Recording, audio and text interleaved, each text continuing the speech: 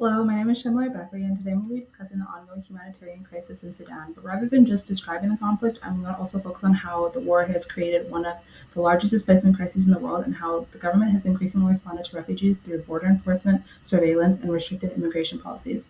Throughout this presentation, I'm also going to connect the crisis to the concept of systematic displacement, immigration, social control, and fear of the other. So, Sudan is currently experiencing one of the most largest humanitarian crises. In April 2023, armed conflicts erupted between Sudan's two most powerful military organizations, the Sudanese Armed Force (SAF), led by General Abdel Fattah, and the Rapid Support Forces, led by Mohammed Hamad. Both groups had previously worked together in Sudan's 2021 military coup that entered a violent struggle over political and military control of the country. This conflict quickly spread from the capital city of Khartoum to other regions, destroying homes, hospitals, schools, markets, roads, and other essential infrastructure. The fighting has continued for more than 3 years, with neither side achieving a decisive victory. This is not simply a civil war, as it's become a global humanitarian emergency. Sudan now has one of the largest displacement crises in the world, with millions of people forced to flee their homes, and the conflict has caused widespread famine, disease outbreaks, destruction of healthcare systems, collapsed education, economic devastation, and family separation. Millions have crossed international borders seeking protection, while millions more remain internally displaced inside Sudan. And humanitarian organizations warn that if the crisis continues to worsen, or so that the crisis continues to worsen because aid cannot safely reach many affected communities. This crisis matters because migration is occurring as a direct consequence of violence and political instability rather than personal choice. So the affected people are the civilians, which are the families that are forced to leave everything behind with little notice, and entire communities that have been destroyed, people fleeing without food, identification documents, or financial resources, and many people experiencing repeated displacement after relocation to areas that later become unsafe. Children are also affected because schools have closed. Many children have lost years of education. Malnutrition rates continue increasing. Children experience significant psychological trauma after witnessing violence, and some children become separated from their parents during evacuation, and there's also an increase in child labor and exploitation. Women are also being affected because of increased gender-based violence, sexual violence during conflict, pregnancy without access to healthcare, responsibility for caring for children despite severe shortages of food and medicine. Elderly and disabled people are also at risk because of difficulty escaping conflict zones, and then dependency on medical care that no longer is available to them, while also increased mortality rates because of transportation of healthcare systems have collapsed. So this is the key timeline. So it goes all the way back to 1989 and 1956 with the colonial rule of the British and Egypt that joined ruled Sudan between 1989 and 1956. Political power became concentrated in certain regions, and different ethnic groups were differently governed. Economic development became highly unequal, and infrastructure primarily benefited politically important areas. So the colonial government often relied upon divide and rule strategies rather than creating inclusive political institutions. So, following their independence, Sudan experienced multiple military coups, authoritarian governments, civil wars, political corruption, weak democratic institution, and power would frequently shift between military leaders rather than democratic governments. Given that the current humanitarian crisis built upon previous cycles of violence rather than representing an isolated event, it's also necessary to mention the Darfur conflict, which began in 2003, where government-supported military groups widespread violence against civilians and crimes against government-supported military groups committed widespread violence against civilians and crimes against humanity, causing millions to be displaced. In 2021, the Sudanese government overthrew the transitional civilian government. Rather than moving towards democracy after years of authoritarian rules, the political instability actually increased. So the power became concentrated between the SAF military group and the RSF military group, and these tensions eventually exploded into the civil war beginning in April 2023. So the civil war beginning in April 2023 initially began in Khartoum, which, as you would remember, is the capital city, and then the heavy fighting erupted between the SAF and the RSF military groups, and the government institutions rapidly collapsed. So for the first several months, the violence spread across Sudan. Hospitals began overwhelming. Hospitals became overwhelmed or destroyed, electricity and water systems failed, markets closed, banks stopped functioning, and large numbers of civilians fled.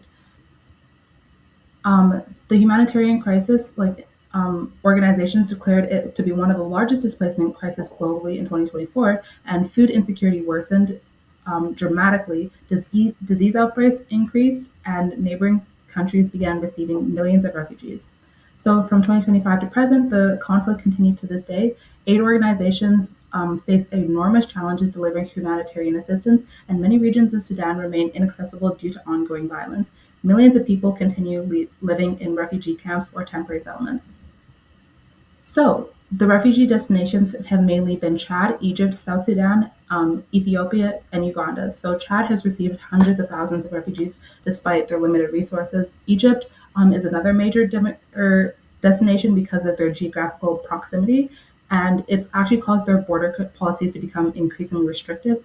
And then South Sudan is another relocation destination, despite them already experiencing humanitarian challenges before this conflict. Ethiopia provides refugee protection while also maintaining their own internal conflicts, and Uganda has received many displaced Sudanese people despite its economic constraints. The world has responded. How has the world responded during this crisis? So, the United Nations has provided emergency humanitarian funding, food assistance, coordination of internal national reliefs. The UNHCR has supported refugees by providing emergency shelters, refugee registration, legal protection, essential supplies, and refugee camps. Doctors Without Borders have also joined in and provided emergency services, maternal health care, vaccinations, disease treatments, medical supplies. And then international committees of the Red Cross has also provided emergency food, water, reunification of their families, and general humanitarian assistance. So, as previously mentioned, the neighboring countries have also provided like a place of refuge, and Canada itself has response has been to provide humanitarian funding, refugee resettlement initiatives, immigration pathways, and diplomatic support. Despite so there's still some challenges remain. So despite international assistance, major challenges continue, such as food insecurity, where millions of people face severe hunger. There's been destroyed farms, disrupted food transportation, inflation, famine conditions, and many humanitarian agencies cannot safely deliver food because of ongoing violence. There's also been a healthcare collapse as hospitals have been bombed, abandoned, damaged, overwhelmed, which consequentially led to untreated injuries, maternal deaths, infectious disease outbreaks, lack of medication, limited mental health services. The refugee camps themselves have been experiencing lots of overcrowding, inadequate sanitation, limited clean water, insufficient shelter, disease transmission, and food shortages. With education, again, children are losing their educational opportunities, which has many long-term consequences, including increase for future poverty and limited economic recovery. With mental health, many displaced individuals have been experiencing lots of like PTSD, depression, anxiety, grief, chronic stress, and children particularly are vulnerable to this because they've witnessed violence at such a young age, and psychological recovery often takes much longer than physical recovery. So, again, then with long-term uncertainty, many refugees don't know whether they can return to their home or even if their home still exists, whether family members have survived, whether they'll ever receive permanent legal status, and living in this prolonged uncertainty can also create additional emotional and psychological strain. It's unfortunate to say, but there's no single solution right now that exists due to the fact that the crisis has multiple causes. Moving forward, some implementations to mitigate effects might have to address both the immediate humanitarian needs and the long-term structural problems. This can include increased global humanitarian aid, increased funding for protection of civilians and refugees, slowly rebuilding infrastructure, increased advocacy for political stability, and provision of mental health support. So, unlike voluntary migration, systematic displacement refers to the forced movement of people due to structural conditions that make remaining in their homes impossible. These conditions include war, state violence, persecution, environmental disasters, economic collapse, and political instability. More often than not, it's a matter of survival, and families don't have the luxury of comparing different countries before migrating. They flee because staying means risking death, and in this case, for the Sudanese people who are having to live through these conditions of civil war, entire neighborhoods have been destroyed, and people have fled due to their homes being bombed, roads being unsafe, military checkpoints restricting their movement, and armed forces occupying their communities. They have also experienced a collapse in essential services such as, again, hospitals, schools, markets, banks, which have made daily living like impossible for them. So another factor that's commonly overlooked is the repetition of displacement. Many Sudanese families have not fled once; instead, they relocate, violence spreads, and they must flee again. Some families have been displaced multiple times, and this creates long-term instability rather than temporary migration.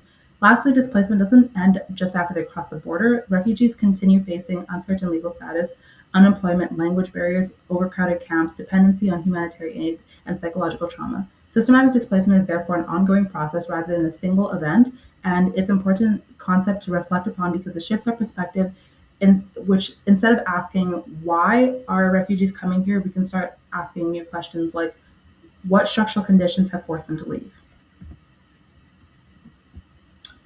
Crimmigration is the merging of criminal law and immigration law. According to Van der Leeuwen, immigration law and criminal law have become closely intertwined through expanded detention, deportation, surveillance, and criminal enforcement. So instead of viewing immigrants as primarily through the humanitarian or immigration systems, governments increasingly manage migration using criminal justice tools. So this concept is applicable to the Sudan crisis, as although Sudanese refugees are escaping armed conflict, they may still encounter lengthy asylum processes, strict border screening, detention during migration processes, temporary legal status, and uncertainty regarding permanent residence. Many governments prioritize border security, and they face a difficult balance between protecting national security and protecting the people fleeing violence. As a result, refugees often experience suspicion before receiving assistance.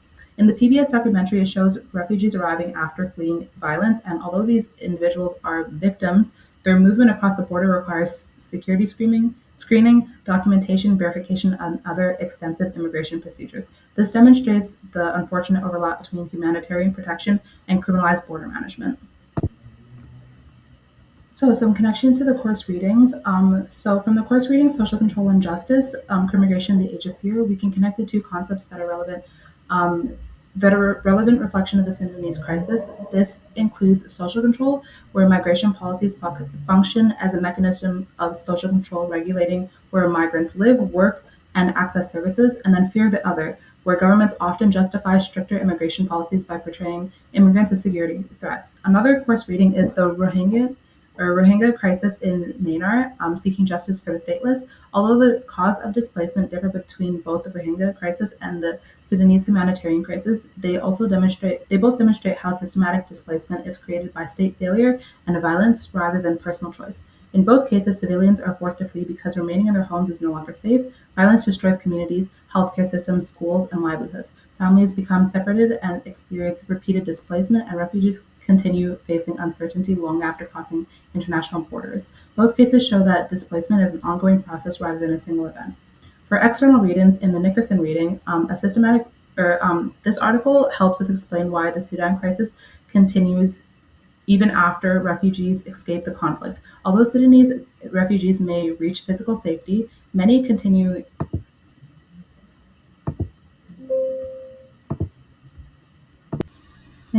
facing temporary refugee status, unemployment, uncertainty about resettlement, limited healthcare, separation from family members, and overcrowded refugee camps. These post-migration conditions increase psychological distress and make long-term recovery much more difficult. In the article by Sisnop, human right violations are, or sorry, they found that lack of human rights significantly increases the likelihood of post-traumatic stress disorder, depression, anxiety, and chronic psychological distress. This article argues that mental health cannot be separated from broader political and humanitarian conditions, and refugees' psychological well-being is directly influenced by the violence and discrimination they experienced before, during, and after displacement. As a child of immigrants, I've always kind of understood the implications of migration and immigration policy. However, my family's migration to Canada was voluntary and motivated by opportunities for education, employment, and a better quality of life.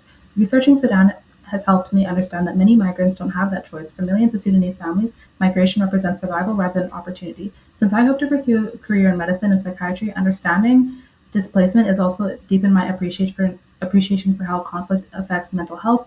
Refugees often experience trauma, chronic stress, grief, and family separation. These psychological consequences also continue long after physical injuries heal, and understanding these experiences will be important when working with diverse patient populations in the future. The Sudan humanitarian crisis reminds us that migration is often not a choice, but a way to survive. Looking beyond the movement of people and understanding the political, historical, and social causes of displacement helps us better understand the challenges refugees face. Creating lasting solutions requires more than emergency aid, and it also means addressing the root causes of the conflict and ensuring that people forced to flee are treated with dignity, compassion, and respect for their human rights. Here are my references, and thank you for listening to my TED Talk.